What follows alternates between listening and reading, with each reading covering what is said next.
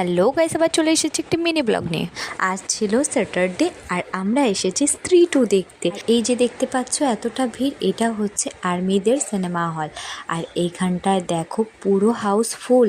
সব থেকে মজার ব্যাপারটা কি বলো তো, এসেছিলাম জোড়ায় জোড়ায়, তো আমাদের কিসমতটা এতটাই খারাপ ছিল তার জন্য আমরা একসাথে বসতে পারিনি। আমি আর দিদি একসাথে বসেছি আর দাদা আর পুচকুর বাবা একসাথে বসেছে। আর এই যে দেখতে পাচ্ছ ন্যাশনাল অ্যান্থেম দিয়ে আমাদের মুভিটা স্টার্ট করা হলো।